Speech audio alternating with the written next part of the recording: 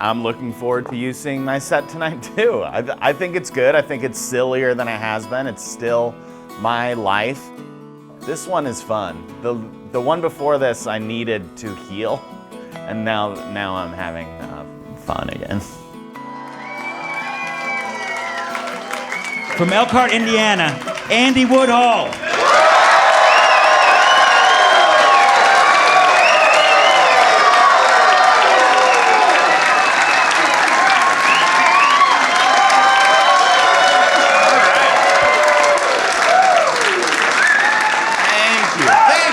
Thank you. Philadelphia, thank you very much. That was very nice. Oh, what a town, Philadelphia. It's good so far. I had my first Philly cheesesteak, which was something you have to have, right? And with Cheese Whiz, which that's what they said. You have to have with Cheese Whiz, and are they messing with me? But no, that's really what you do. And it was good. I ate it, and then I'm like, what else should I do while I'm in town? And my friend was like, you should get a pork sandwich also from... A lot of sandwiches you got to get through. I've been to a lot of towns. This one has the most signature sandwiches of any town. And they're all good. I'm full right now. I'm real full. I'm enjoying myself. Philadelphia so far has been really great. And I'm staying at a beautiful hotel. They got me at a hotel that honestly might be too nice. It's not the level that I'm used to. I got to my room last night, and there was a bottle of Chardonnay just in my hotel room. Bottle of Chardonnay, not chilled, whatever. It was in there, and I hadn't ordered it, so I thought something happened. I called the front desk, and I said, hey, I need to let you know, I think some moms have been in my room, and they left their Chardonnay behind. And the manager on the phone, she said, that's actually a gift from the manager of the hotel. He is a fan of your stand-up comedy, and he left you that Chardonnay as a gift. And I said, well, that's very kind. Tell him to chill it next time, whatever. But I said, it's nice. It's nice. And it is nice, but it kept bothering me. I had like a knot in my stomach. It was bothering, and I think the reason it bothered me is because he didn't leave a note. That's what, if you give someone a gift, you should leave a note. That's nice. Chardonnay and a note, that's nice. Chardonnay and no note, that just says, hey, I can get in your room whenever I want. I've been drinking room temperature white wine since this afternoon, and I have all the keys. Sleep tight. Great to be here. Great to be anywhere. Honestly, do you feel like that still? I still feel just so happy to be anywhere. Yes, here we are. We're anywhere. God, I love being back. I love being back. It's so great. It's so great. So great to be judging people in public again, isn't it? That's what I miss the most. My first week back on the road after no stand-up for 15 months, I was doing stand-up in Las Vegas, Nevada, and I was in a casino at 3 o'clock in the morning, and there was a couple at the blackjack table with a baby. And I just ran up to him, just hugged him. I missed you guys so much. You're the thing that's been missing from my life. Everything was different. We came back out. I remember my first meal post-pandemic for the rest of my life. It was memorable because it had been so long since we were in a restaurant. Didn't even feel that I knew how to do it. I was sitting there with my girlfriend. We're excited to be out, but we weren't talking to each other. We were just staring at one another, dead silent, and we weren't in a fight. It's just that we had been alone for 15 months, and we were caught up. There was no chit-chat at that dinner. There was no, how was your day, sweetie? She knows how it was. She was there for the whole thing for 15 months. So we're quiet. We're just listening to the couples around us, judging what they have going on. There was a couple nearby on a first date. They were on their very first date. It was cute to listen to. And then the man said to the woman, hey, you want to watch some videos of me snowboarding on my phone? And fellas, we are out of practice. If you think you can show a video of yourself snowboarding on a first date, Shaun White doesn't show videos of himself snowboarding on a first date. You gotta talk to a woman. You can't just get out your phone, like, check this out, like and subscribe. Smash that follow button, girl. Hit me up in the comments if you want to go home with me after this date. It was a very fun meal, and then we were walking home, and on the walk home, there was a couple behind us, and they were fighting with one another. So we slowed down so we could hear every single thing they said. My girlfriend and I were able to glance at one another, and in one glance communicate, hey, we've seen almost everything on Netflix. Let's slow down, catch a live show for a change. And it was a hilarious fight to listen to. The man yelled at the woman, "You're drunk, you're embarrassing yourself." And then the woman yelled at the man, "You're drunk, you're embarrassing me." And I said, I'm gonna pretend to tie my shoe until we get to the bottom of this mystery. At one point, the man yelled, "We got a meeting with the partners in 2 hours, and you're wasted. How are you gonna do your PowerPoint presentation?" And I don't mind telling you that part of the reason I became a stand-up comedian was because I didn't want to go to business meetings. But I want to see that PowerPoint presentation. I want to see it more than I've ever wanted to see anything. I would camp out overnight to get tickets to see those slides. What's in there? Here's a summary of your third quarter profits. Oh yeah? Well, here's a summary of your third quarter profits.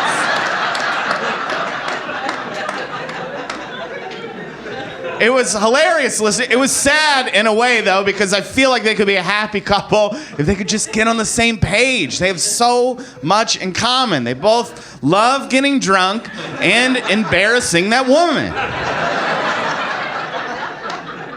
She kind of stormed away from him, and she came up to us, and she pointed at me, and she goes, "Hey, I like your shoes. They look comfy. Oh, and I also like your sweater. It looks cozy, too. I can't wait till I can go home and get all my comfy clothes on." And then she left, and she walked back to him, and I felt good about myself. I felt like, hey, it's my first meal out in 15 months. I took some time picking out my outfit, and it's paying off. People are noticing. Drunk businesswomen are taking time from their busy schedules to compliment my fashion. I turned it out today. I felt good. And then I heard her boyfriend say to her, "Hey, you can't just make fun of people in public."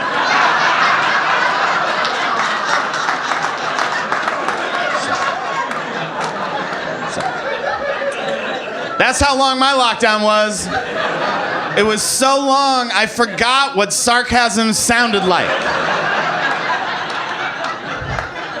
A woman came up to me, bullied me to my face, and it helped my self-esteem. Man, it's good to be around people. I grew my hair out long in the pandemic too. Lot of fellas did, and it wasn't on purpose. It was just we weren't allowed to get haircuts, so it became long. And then when we were released to get haircuts again, I made an appointment, and my girlfriend said, "I don't think you should get a cut. I think it looks hot long." And I caught my reflection in the mirror, and she's right. I can't believe how good it looks. It looks amazing. I waited till I was in my 40s to grow it like this. Can you imagine where I would be at in my life right now if I would have had this hair for the last 30 years? I probably would have been in Philadelphia 10 years ago. There's no telling. So I feel good about my new hairstyle, excited about it. I make a trip to go home and visit my mom and dad, and I was not as excited to find out that right now my mom and I have the exact same haircut. It's exactly the same. It looks like we did a mother-son activity day. And one of the activities was, let's go to the beauty parlor and tell them we're not leaving till we're twins. I'm someone that's always looked like his mom too. My whole life, People tell me I look like my mom. And when you're a little boy, you don't like to be told that you look like your mom. And when you're a teenage boy, you don't like to be told that you look like your mom. And it turns out when you're a full-grown man with a beard, your mom no longer likes to hear that you look like your mom. During my visit, her friends were stopping over, giving me a hard time. You're leaning into the look now, Andy. Good for you. My girlfriend had never met my mom and dad, and we had planned a trip to go visit them, and she wanted to know what they were like, and I was trying to explain what my mom and dad are like, and I said, one thing that I can tell you for sure is you're going to think that my mom's haircut is hot. You're going to be into it. You're going to be really attracted to my mom's haircut. In fact, if you see me from behind, you better tap my shoulder or say my name. You better confirm my identity before you grab me or anything. I rescued a dog during the pandemic, too. A lot of people did. It was a good time to rescue a dog. Yeah, I'm a great person. Yeah, clap. I didn't rescue from a shelter, though. I actually rescued mine from my ex-wife. It's different. There's less forms you have to fill out, but there's more angry text messages. I didn't kidnap her or anything. I got her back after 2 years of not having my dog. I got my dog back. And I'm so happy that I have her. She's the best dog. She's a golden retriever. She's almost 9. Her name is Darwin. She's the sweetest dog you've ever met. And she is a girl, which for some reason people have a tough time with. Strangers say to me on a regular basis, hey, you know Darwin is a boy's name? And I say, hey, you know this is a dog that we're talking about right now? There's a dog in my apartment building named Biscuits. I don't think dogs care. I mean, she can't talk, so we'll never know what gender she identifies as. There's a little wiggle room. If you call her a good boy, she'll wag her tail. But I normally don't correct people. I don't correct people if they say the wrong gender for my dog. I think that's stupid. What's the point? It doesn't matter. In my mind, all dogs are boys and all cats are girls until proven otherwise. That's how I live. I only corrected one person. I corrected one person because after I got the dog back, I took her into the vet for a checkup. And the vet during the pandemic, if you got to experience it, that was a new experience. It's different. You don't go into the building. Instead, what happens is you sit in the parking lot, and then a masked man comes out to your car, takes your dog away, and then about an hour later, you get a call with some ransom demands.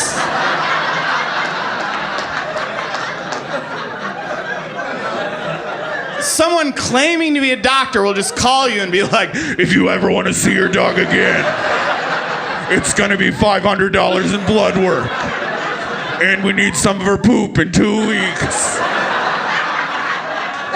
I'll meet the demands, just give me my baby.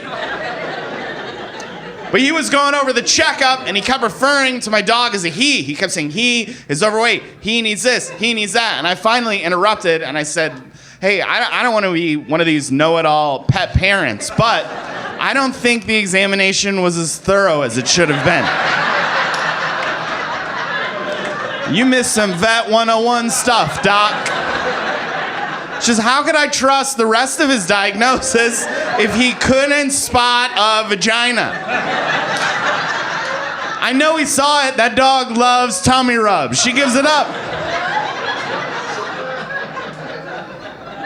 He convinced me to get her a rattlesnake vaccine. He said, you live in California now? You know, I'm from Indiana originally. I never heard of a rattlesnake vaccine, but he said, if you're gonna take her for hikes out here, you gotta get this rattlesnake vaccine. And I got it for her, because I want her to be safe. I love her and I want her to be safe, so I got it for her. I'm not one of these crazy rattlesnake vaccine deniers that you see on the news.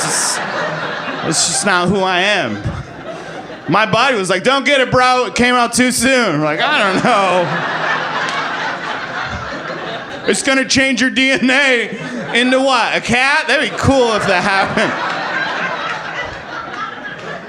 There's a microchip in it. So what? So what? What? She got another one in her with my address on it. Load her up.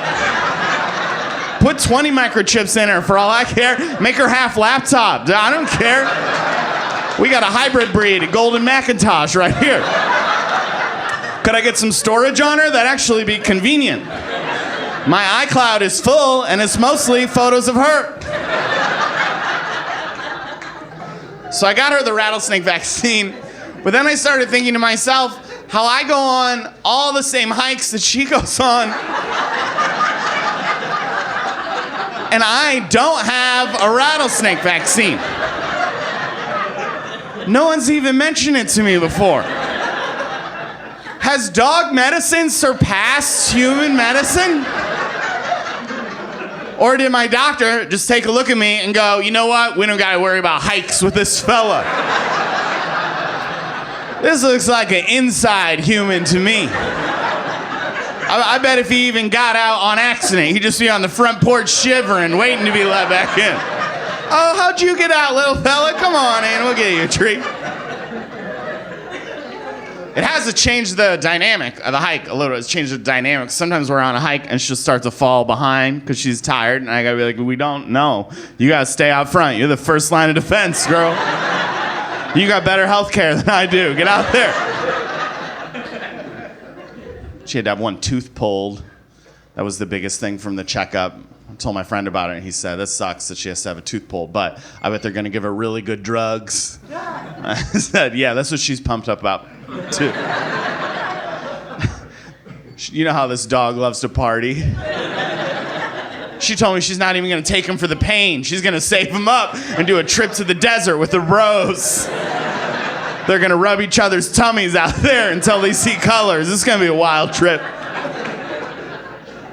She loves carrying the mail. That's her job. It's nice to give your dog a job, and her job is carrying the mail. She loves it to a point where she's annoying about it, and if she sees strangers with mail in their hand, she'll bark at them, and they don't know what's going on. And we were on a walk one day, and the mail carrier for the whole neighborhood walked by, and my dog ran at that woman like, have you ever seen those soldiers returning from war videos with their dogs? That's the level Darwin went at the mail lady. She went at her hard and happy. She was wiggling all over the place, and the mail lady had no idea what was going on. I'm trying to explain. Well, you guys, she also carries mail. It's something you have in common. I think she's trying to bond with you.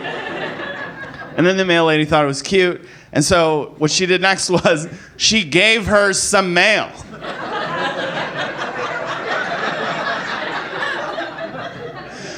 So if you're watching this and you live in my neighborhood and there's a bill you didn't get, it's because the mail lady just gives mail to dogs that want it. We took a camping trip together, me, Darwin, my girlfriend. It was a beautiful camping trip. It was so fun. We're all different levels of excited about it going in, though. I was excited because I love camping. My girlfriend was nervous. She had never been. She was nervous that she would be too cold. That was her main concern, was she didn't want to be cold at night. She packed so many blankets. She was calling friends. Can I borrow some blankets? We're going camping. She got all these blankets. She would pack like she had read a Yelp review of the campground that said the bathrooms are clean, but we lose a few hundred people to the cold every night. And Darwin was excited about the trip too. She'd never been camping. She said to me, "Hey Andy, what's camping?" That's her voice. She's talking in this joke. Just help go with it. She said, what's camping? And I said, well, first of all, it's outside. And she's like, oh, man, outside, I'm in. Does this Darwin voice seem appropriate? I don't know what voice to use for her, but she has to talk in this joke. How long are we going to be outside for? 3 days. 3 days? Are you crazy? I've never been outside 3 days. I didn't even know we're allowed to be outside for 3 days. You let me outside for like an hour at a time. 3 days? You're a bad dog owner if that was on the table the whole time. Is there going to be any mail while we're outside? That would really sweeten the trip. She was very excited, and I was excited. We got one thing I wanted to do more than anything was have a campfire at night and look at the stars. And I was even researching on YouTube different campfire building techniques so that I could build the best fire. Maybe there's other woodsmen like myself out there. So there's different techniques. There's like a log cabin technique and a teepee technique. I decided to go with a little more advanced technique. It's called a fire starter log. And if you're not familiar with the technique, I can walk you through it right now. Here's what you do. You buy a fire starter log, and then you set it on fire. It's pretty straightforward, actually. if you forget the steps, they're on the log, so you'll be able to work it out. And I got there, and there was a camp store at the campground, so I went in the camp store, and I said to the guy working there, I'd like 1 fire starter log, please. And he's kind of disgusted with me, and he goes, son, we don't sell fire starter logs here, but our firewood's so dry. All you gotta do is grab your axe, and you can easily shave some kindling off of the firewood. And I said, okay, that's what I'll do then. I'll grab my axe. Weird it's not on my hip where I normally keep my axe and other weapons. Maybe it's in my back scabbard. Or maybe it's out in the trunk of the car underneath the high loft queen-size air mattress we brought to sleep on and the 80 goose down duvets we brought to keep warm. Maybe that's where my axe is right now. That guy said, grab your axe, and what I heard in my head was, head over to Walmart and buy a fire starter log. And go to the self-checkout where no one judges your masculinity. We did it. We had a beautiful fire, and then we were in the tent at night. We're snuggled in. Everybody's cozy. My girlfriend's content. She's got like 130 blankets. She feels good.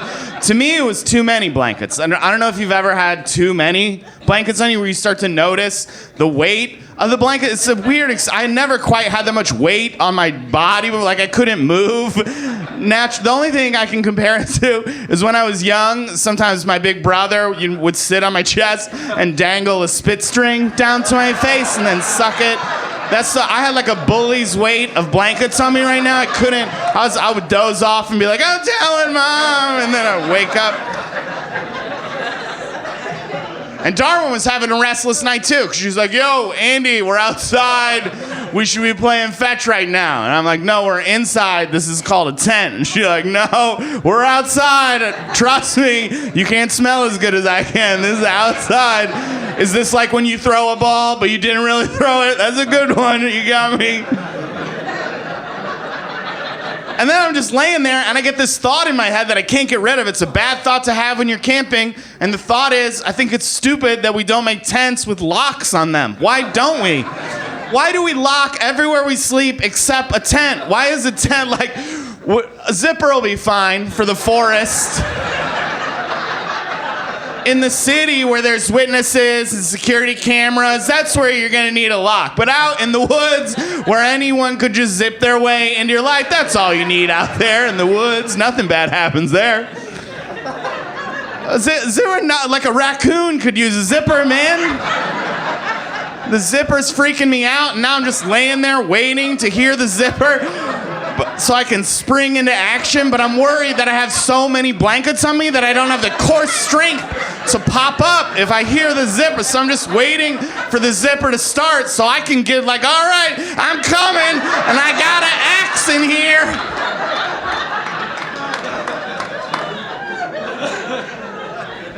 It was a very fun trip. One of the things that made me laugh hardest on that trip, we were sitting on a patio together. We were having lunch on a patio, and the Macarena came on the radio. I don't know when the last time you heard the Macarena just out in the wild was, but it's disturbing when it happens. It's a fine song, the Macarena, and I love hearing it when it's where it's supposed to be. The Macarena needs to stay at middle school dances and wedding receptions. The Macarena does not belong at a Sunday brunch. It has no business being there. Everyone at the restaurant was petrified. No one knew what to do. Every single person was just looking around like, are we doing it? I want to finish my corned beef hash, but I don't know. Is this the flash mob I've been training for my entire life? I was hoping for one with more complex choreography. We saw a funny billboard on that trip, too. There's just a billboard of this guy's face, and next to his face it said, "Retirement's right around the corner, and so am I." Yep, which is already funny. I barely have to add anything to it. It's a funny billboard because bad copywriting is what I think. I think the point he was trying to get across is you're gonna retire before you realize it, and I'd love to help with your financial plans, and I live near you. But when I read it, that's not what I take. That's my takeaway. When I read it, it sounds to me like you're gonna retire soon, and then I'm gonna get you. I don't like anybody waiting around the corner for me. Get an office. I don't want to duck into an alley and be like, oh, thank God you're around this corner for me. I have all my receipts. Do you want to open that IRA? Ooh, fun trip. We took another trip, too. We took a trip to Hawaii in January. I'd never been, and I was just enjoying the beach, and there was a baby crying. There was a baby crying kind of behind me. It was pretty loud, and I wanted to look. You know, whenever I hear a baby, I always want to look, because my first thought is, I probably know how to cheer this baby up. But I never do. Unless someone was just like this with the baby, and I was like, hey, you shouldn't windmill babies. And even if that was the case, I doubt they'd be like, oh, thank you. So I want to see what's going on with this crying baby because it's really loud, but I also know that it's impossible to look at a mother with a crying baby without your face saying, would you shut that baby up? And I know it's probably stressful for her, so I'm just trying to mind my own business. This baby's crying so loud. And then another woman comes by and talks to the mom, and the mom says, this is the only shade I could find in the beach, and I'm trying to get him cooled off. I think he's overheated. We'll just meet you guys later. And then the second lady leaves, and I'm standing there, and the baby's still crying. And I said standing there, but I was laying. That's not how I enjoy the beach. Boy, what a nice day. I was laying down in a chaise. So I'm laying, and the baby's crying, and it's so loud that I'm kind of curious how big it is. I can't believe how loud. Like, this is the biggest baby I've ever seen. The lungs on this baby is so loud. And then I finally look, and the baby is about a half inch away from my ear. That's how it's. The baby's not louder than any baby. The baby is closer to my face than any baby has ever been. I've held babies and they weren't this close to my face before. I couldn't believe the baby was so close to my face. And that's when I realized the shade she was talking about was from my body.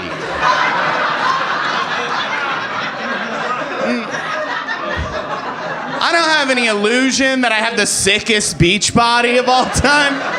But I didn't think I had a body that you would like rent space out under at the beach. Like, you go to the concierge of the hotel and he says, well, the cabanas are all full, but we do have space next to a 42-year-old passed out on banana daiquiris. Does that sound like something you'd like to do? I felt like I was in a Yo Mama joke and I was Yo Mama. I shopped online for the full pandemic, of shopping online. Everything I'm wearing right now, I bought from an Instagram targeted ad. You might recognize it, some of the clothes, if you get the same ads as I do. I got into them. I love Instagram. Do you guys like them? Yeah, you like them? Can I ask, what was the last thing that you bought off of one? Do you remember? You bought a cooler off of there? Yeah, cooler is a good Instagram. How many days will it keep ice in it? That's the selling point. I got a water bottle that keep ice in it for 3 days. So I got a freezer that'll keep it forever, but also the water bottle in case the freezer breaks down. Some people don't like the Instagram targeted ads because they feel the ads are so good that they think their phone's listening to them. They're like, I don't like that my phone's listening to me, but I don't mind that. I think it's nice that for once in my life, something is listening to me. It feels good. I put it this way. No woman I've ever been with, no friend, no family member has ever bought me a gift I've liked half as much as the things Instagram suggests that I buy for myself. Instagram gets me. I bought these shoes. Can anybody say I bought these shoes off of Instagram? Yeah, people clap for them. Whatever. They're made from recycled materials, so you should clap. I'm probably the best guy in the room right now wearing shoes made from garbage. Here's the interesting fact about garbage shoes. They're not cheaper than regular shoes. Isn't that interesting? You would think because of the easy access to garbage, it would bring the price down. But they're actually more expensive than shoes made from whatever shoes are normally made from. First thing I ever bought off there was socks from a company called Bombas. Yeah, people are familiar with the brand. They're great socks. I love my favorite thing about the socks, they got an R on the right sock and an L on the left sock. Would you believe that I used to put my socks on whatever foot I picked up first? Can you imagine how many days I walk around like an idiot just wearing my socks on the wrong feet? Who knows where I would be right now if I had my socks on the proper feet my whole life? I probably would have been in Philadelphia like 15 years ago. I love the targeted ads, but I had to go back to the real world. My first real world shopping trip post-pandemic, I'll remember it for the rest of my life, was to Party City, the discount party superstore. Yeah, you're familiar with it? You guys have it? Some of you maybe shop at a full-price party superstore, just walking in there with your cane and your top hat. I'll take all the party supplies at full price. Thank you very much. But I'm not there yet financially, so I shop at Party City, the discount party superstore. And what I love about the store is when I said it, everybody knows the store. Most of you probably shop there, but none of you have something from there in your home right now. That's interesting to me. It's a store that only sells garbage. Everything they sell is designed to be thrown out the day after you bought it. And the business is thriving. It's like, it's for sale at Party City, it's garbage, and then it's expensive shoes. That's the path. If you have something from Party City in your house right now, you probably also have a sad kid that recently had a poorly attended birthday party. And you gotta be like, sorry nobody showed up for your party, little guy, but at least you get to eat off these Paw Patrol plates for the rest of the month. That's fun, right? Now clean up, it's time for bed.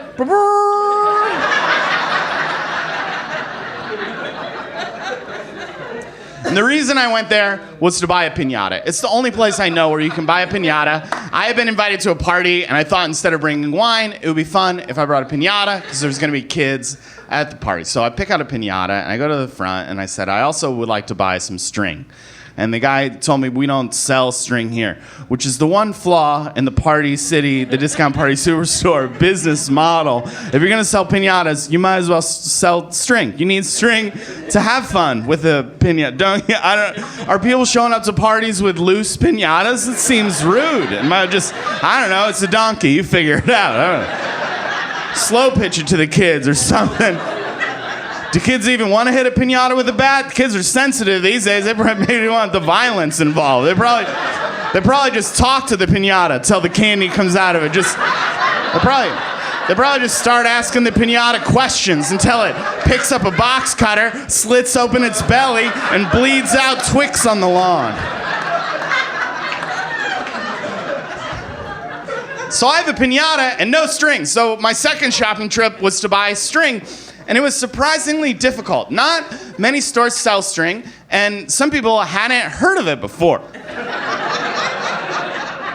Which is unbelievable to me. I went to Target, which in my mind was a slam dunk. I thought Target definitely is gonna have string. I went to Target, I asked where his string was, and the guy looked at me like I asked if they sold jetpacks. He had no idea what I was talking about.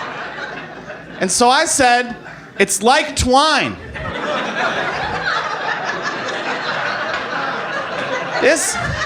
This young man has never heard of string, and what my brain decided to do was say, oh, he never heard of string? Take it back a couple decades. You know, twine, like what you used to tie up your parcels before you give them to the ponies and ride off to the next town. Twine. This poor kid was trying so hard. He said to me, is it like rope? And I was like, you're on the right track. You're on the right track. That's the right family of products. It's like rope, but it's thinner. It's thinner than rope, and it's thicker than floss. That's the sweet spot. That's string, my friend. Picture an iPhone charger with no metal on the inside. That's almost exactly what it is. If I could get 3 broken iPhone chargers, I could be on my way. And then he said, maybe we should try the seasonal section. I was like, that's my bad, man. That's my bad. I had forgotten that string was in season right now. I don't know how I could forget. My sinuses are on fire from all this string in the air right now. Why did I even come here to buy it when I could just harvest it from all the string trees in my affluent neighborhood? My favorite season of the year is pumpkin spice season. That's my favorite season. We got some more pumpkin spice heads in it. Man, I love pumpkin spice. So I try all the pumpkin spice. My friend last year called me a basic bitch. But if that's what it is, then give me some Uggs and throw on The Bachelor. I'm here for it. I love pumpkin spice. Around September, I start going to the grocery store just like, ooh, I wonder what the harvest is going to be like this year. Looks like the yogurts are coming in early. I buy all of it. I tried pumpkin spice Spam before, which, yeah, pretty judgmental for the whole city that's based on gross meat, but...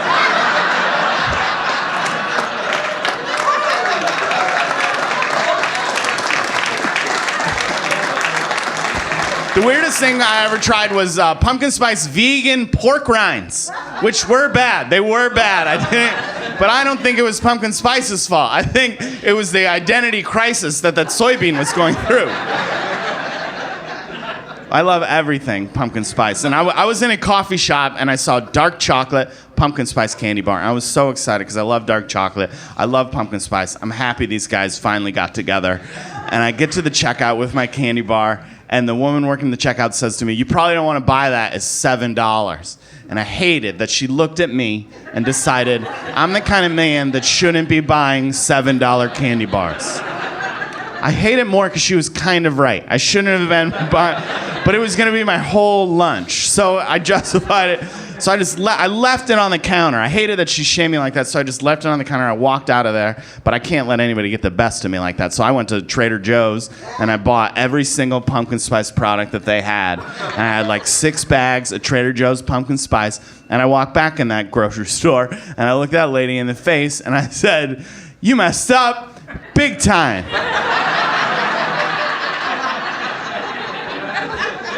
I pretty womaned her. That's right.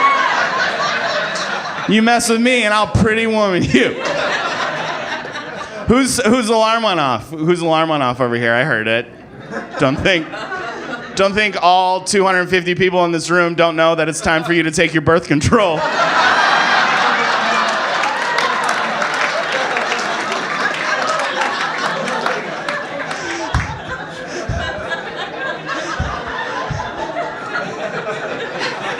We all know what that was. Whoever you're with, hope you guys have a fun night, you know? Hope it was worth it. I'm a stepdad. If any of you know me from my previous stuff, you know I'm a stepdad. I identify as being a stepdad at this point. It's a weird situation because I am divorced. I'm divorced, but I still love my stepdaughters very much. And I believe that you divorce the spouse, not the kids. That's just how I've chosen to live my life. That's what I believe. I believe it because it's what the dad says at the beginning of Clueless to explain why Paul Rudd's in that movie. But it's still a good way to live. And it's weird being an ex-step-parent, and it took me a long time to be okay with my place in their life because it's confusing what it is now. And I'm gonna put it out there so maybe it'll help someone else. I started to feel good about it when I started thinking about baseball. When you become a step-parent, you think you're a closer. You think you're coming in the game to take those kids all the way to adulthood. That's what you think you're doing. But not all of us are closers. Some of us are middle relievers. Which is just as important of a position on the team. Bullpens win World Series. People say that all the time. Bullpens win World Series. So I feel good about my position now because I understand what it is. And I'm still in the stands cheering those kids on. I love them. They're 20 and 18. They seem to be becoming great humans. They seem like they're going to be great people. But just on the off chance they turn out to be psychopaths, I do want it written on the scorecard that when I was pulled from the game, we were up.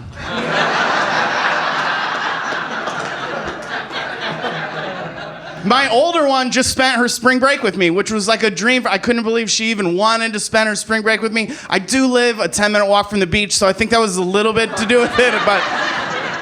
And we took a surf lesson together with a fun stepdad-daughter thing, and it was fun with just the two of us and a surf lesson for 2 hours, and I don't want to say our surf instructor wasn't good, but I don't know how to surf now, so he did fail at his job. If you've never taken a surf lesson before, it's not as fun as TV and movies would lead you to believe. I thought you're like gonna be paddling and jumping up. Oh, it's my first time, so I'm wobbly. But that's not how the first time goes. Instead, they put you on a board, and then just a kid that's a surf instructor pushes you in a wave, and you try to stand up and hurt yourself for 2 hours straight. But the reason I bring it up was the surf instructor didn't learn our names. And I don't know why it bothered me, but he's a teacher, and there's only 2 students. It seems reasonable that you could learn the names of your... He just kept calling me Dad for the whole 2 hours. And every once in a while, he would push me into a wave that was too big, and I would get hurt real bad. And I'm like, oh, he's just working through some things, I think. And finally, at the end of the lesson, he's like, Dad, you want to grab one more? And I was like, son, it's time. I think you should get a real job, is what I was saying. I was the kid's 3rd parent. I was those girls' third parent. I came in number 3. It's a good number. It's a good position in the lineup. And then the dad got remarried. That's their 4th parent. And now there's a chance their mom gets married again, which would be their 5th parent. 5 parents. They're just, they're 20 and 18. And they were just talking to me about it. They're like, I don't know if we can handle another parent at our age. This one was a surprise. This was an unplanned parency. I don't know. Ever since we were little, we were always like, we want 4. 2 boys, 2 girls, traditional parents. Now we got this new one on the way. We got to try to love it the same as the others. We'll do our best, but might slip through the cracks a little bit.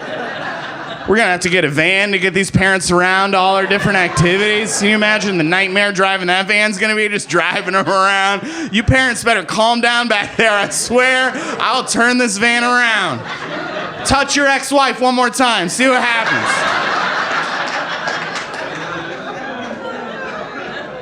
They're doing so good. We were at a baseball game together, all 3 of us, and one of my stepdaughters goes, look, section 69. And then we all laughed, Just like a wholesome laughing about 69ing with your kids thing.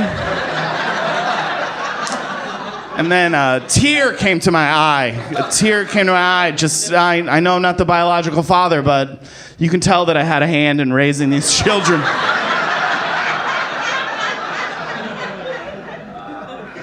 And I'm doing well myself, too. It's been 4 years since my separation, and I'm in a good place. And I have a new girlfriend. I've already mentioned her a couple times. Do you guys want to hear how we met? I could tell you the story of how we... Okay. So it's kind of a big story, but I rented this apartment. When I first got to Los Angeles, I rented an apartment. And then one day I was watching TV, and then a lady was just in my living room, and she said, what are you doing in my apartment? And I was like, what are you talking about? This is my apartment. I rented it. It's fully furnished. And she's like, it's not fully furnished. These are my things. This is my apartment. And then she said, that's it. I'm calling the police. And she went to grab the phone, and her hand went through the phone. I was like, oh my God, this is a ghost lady right now. This is a ghost. She was a ghost. And she didn't even realize. So it took her a long time to come to terms that she even was a ghost. And we butted heads for sure, because we had different ideas about cleaning things. And she felt that I was slovenly, whatever. But we eventually saw eye to eye. We were able to learn that she's not dead. She's in a coma, but her spirit was staying on the earth because she had unfinished business, so she couldn't move on. So she was just stuck in a hospital in a coma, and her sister's trying to decide if she should pull the plug or not. And then because we got this friendship going, we were able to kind of fall in love in a way. And she was a doctor when she used to be alive, and so using her medical knowledge and my body that can touch things and talk to people, we were able to bring her back to life. And so I thought we would be happy, but she didn't have her ghost memories. So I just was like, well, I want her to live her life because I love her so much. I'm not going to interfere. And then I ended up building a garden on her rooftop, and she came up one day and saw me building it, and she got her ghost memories back, and we've been together ever since that.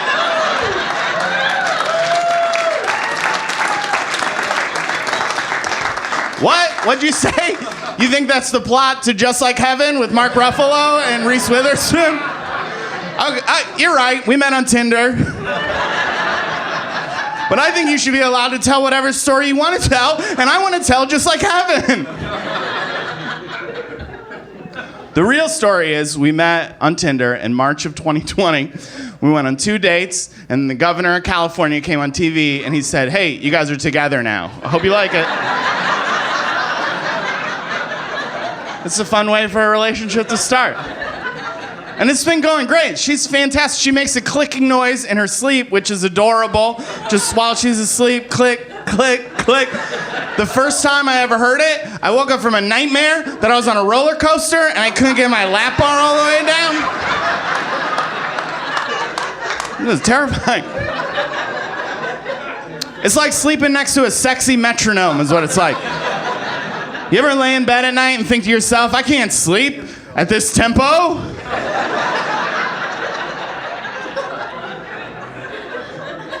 She makes me laugh. We were about to go on a trip together, and I said, I'm running to the store. Could I grab you anything? And she said, yeah, please grab me a toothbrush. And I said, what kind? And she said, a funny one. And I'm in the toothbrush aisle for like 30 minutes trying to figure out what a funny toothbrush is. I don't know that it exists. I mean, obviously, Oral-B is the funniest name brand of any toothbrush. It's got Oral right in the name, and then not even the best grade you can get.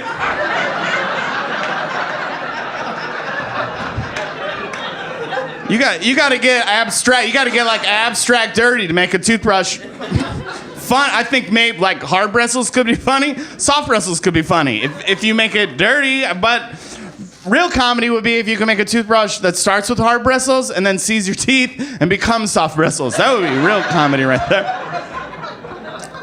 I couldn't figure out what a funny toothbrush was. I ended up just buying a toilet brush, calling it a day.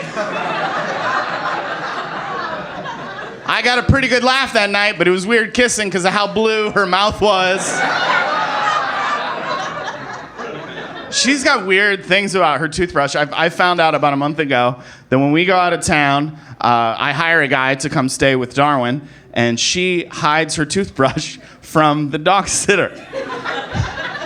I don't know what she thinks he's gonna do, but it's nasty. She thinks that he's got his OnlyFans account where he's like, dog sitter, messing with people's toothbrush. Like, if you want to see what that guy's doing with the toothbrush, you got to get on the dark web. That's not on the regular web. I asked her what she thought he was doing, and she said, I don't want him to use it.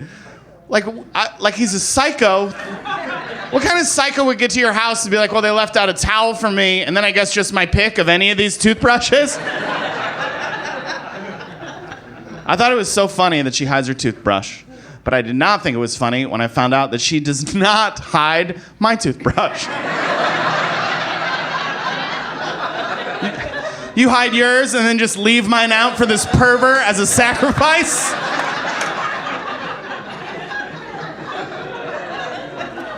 She loves Dairy Queen. Her favorite treat to get is a Dairy Queen Blizzard, and I love taking her there because it makes her so happy. And I hadn't had a Dairy Queen Blizzard in a long time. I was excited to see they're still turning the Blizzard upside down before they give it to you. Have you been lately? They turn it upside down to show you that not only are you about to get ice cream, you're about to get ice cream that can resist the laws of gravity. They turn it upside down. That's how you know it's real good. Look, you think this looks good? Look at it now. It's upside down. But what I've noticed is they don't really put their heart into the performance anymore. They like for half a second and they give it to you. And I think the reason is I know a little bit something about performing, and I know that the performer matches the energy of the audience. And people don't care about upside down ice cream. And we got phones. Phones are more exciting than upside down. Why would I care about upside down ice cream? I got TikTok on my phone. I can watch a dermatologist reacting to blackheads being removed. That's what I'm into now. Upside down ice cream does nothing for me. Why would I want upside down ice cream when I could see someone doing like this with their head, and then they move the camera and there's 3 other people also doing like this to a song? That's entertainment. Upside down ice cream is nothing. But I feel bad for them because they're performing. So what I do is I try to give it up for them when they flip my ice cream upside down. They flip mine upside down, I lose my mind. Oh my God, what's going on in this Dairy Queen? I said I wanted Reese's Cups, not Black Magic. What are you doing back there? Somebody put you on America's Got Talent. This is amazing right here. Makes people happy. I live near an ice cream store, and I was in Iowa, And I told this guy where I live, and he goes, "Oh, that ice cream store is so good. Have you ever had their lavender ice cream?" And I said, "Oh, no, I haven't. But if you like their lavender, you should try their chocolate." I mean, it's cool that they were able to make ice cream from hand sanitizer. But when those guys get their hands on some food, they really knock it out of the park. And I'm not someone against trying weird flavors of things. I love trying weird flavors of things. I have a show on YouTube all about me trying weird flavors of things. One person has seen it so far. I love trying. I had ribeye flavored ice cream last year. Isn't that insane? I didn't have it on purpose. It's not like I ordered a steak and they go, "How do you want it done?" And I said, "As ice cream, chocolate sprinkles." I was eating in a restaurant that was run by a woman that won Iron Chef, the TV show, and she won it by making this ribeye ice cream, and honestly, it was kind of good. It was, my face didn't like it, but it tastes okay. It's just like, it's, oh, yum, steak, but it's cold, so I'm worried about what's gonna happen. My only complaint about the ribeye ice cream, I turned it upside down, it fell out of the bowl immediately. I think the Dairy Queen should be the Iron Chef. I'm jealous of motorcycles. Anybody here ride a motorcycle? Oh, you do? Do you have a cool motorcycle outfit that you get to wear? Your lady just laughed at it. Your lady laughed like he thinks it's cool. Boots and jeans. Boots and jeans. That's cool, though. I drive a sedan. This is a sedan outfit right now. If any... we don't have stores to go to buy. You just buy all this stuff off Instagram targeted ads. There's no shows based on sedan clubs like Sons of Economy or anything like that. We just drive sedans. So I'm jealous of the cool outfits, but the thing I'm most jealous of with motorcycles is sometimes I'll be stuck in traffic and then a motorcycle just goes flying down between the middle of the lanes. I hate it. Scares me. Do you do that when you ride? Hell no. No, you don't. It's scary to you too, but the motorcycle just comes out of nowhere and it's so loud and I'm scared of it. And then immediately after I'm scared of it, I'm jealous that I'm not riding a motorcycle. And it's strange emotions to have piled on top of one another. Have you ever felt scared and then immediately jealous of the thing that frightened you? It's bizarre. You ever been like, "Oh, it's mouse. Oh, but look at his family. I wish I had someone." "Oh, Freddy Krueger. But he's got a pretty good life. He's got those knife hands. Those are probably handy if his friends ever want to do charcuterie or anything like that. Slicing on salamis or whatever. You can jump from dream to dream. I'm jealous of that. Be able to spend more time with my friends if I could. We don't have time during the day, but I could just pop into Zach's dream every once in a while. Like, "I'm in your dream, bud. What's up? Oh my God, what's going on in this dream? We cannot tell your wife about anything in this dream. I should have knocked before I came in this dream. This is a boys' night dream right here." I do love charcuterie. It's one of my many loves. I love it. Anytime you can give me an assortment of meats and cheeses with seasonal accoutrements, I'm in for that. I'm up for it. I went to this restaurant to get this charcuterie board, and I ordered it, and the waiter said, "Hey, you probably don't want to get it. It's for 2 people." So I ordered a chicken sandwich instead. But what he didn't know is I've been there before. It wasn't my first time, and I had no problem with that charcuterie for 2. I handled it. Trust me, I got it. But I left there, and I was bummed out. So what I ended up doing, I went to a convenience store nearby, and I bought all these salamis and pepperonis and cheese sticks and pickles. And then I went back in that restaurant, and I saw that waiter, and I looked at him, and I said, "You messed up. Big time. I'm pretty woman everyone in this town." Thank you very much for coming. I love you, Philadelphia. Good night, everyone.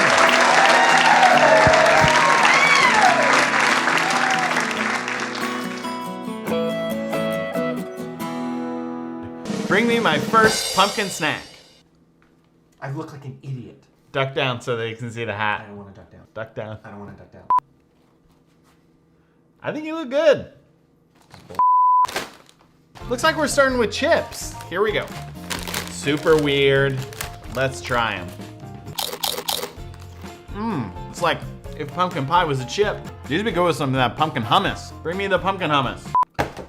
No, bring it in the outfit. No. Come on, people want to see it. It's cute. I'm not doing it. Now let's try some desserts. Here we go. Oh man, look at that. 3 of them stuck together. That's a fall miracle, guys. That only happens once a year. Oh, no, I'm wrong. Happens quite a bit. I wonder if this melted on the way to my house. It's kind of just a big glob of pretzels stuck together. I'm gonna do a double stuffed pumpkin Jojo. Nice. Now you got a double stuffed Jojo. Look, Alex, I made one for you. No stuffing. Ungrateful. I'm gonna try to assemble the perfect pumpkin bite. Oh, damn. Okay, we're gonna start with a slice of pumpkin brioche bread. On top of that, some pumpkin spice hummus. And on top of the hummus, we're gonna throw a few of these pumpkin cranberry crisps, Greek non-fat yogurt, a pumpkin cereal bar, some pumpkin Alfredo sauce. Then we throw some chips, some of these pumpkin chips, a pumpkin waffle, ice cream, a scoop of pumpkin ice cream. And now I just need the pumpkin ginger mini ice cream cone. And there you go, a perfect pumpkin bite. Thanks for watching. Nope, nope. You have to eat it. I'm pretty full. Gotta eat it. Can you come here for a second? It's just, I really don't. I don't care. You have to put a eat lot it. of weird. The whole show is you eat weird snacks. Are you sure? Yeah, I'm I sure. don't- You gotta eat it. Okay, and now I guess I'm gonna eat the perfect pumpkin bite. The whole thing? Yeah, it's the end of the video.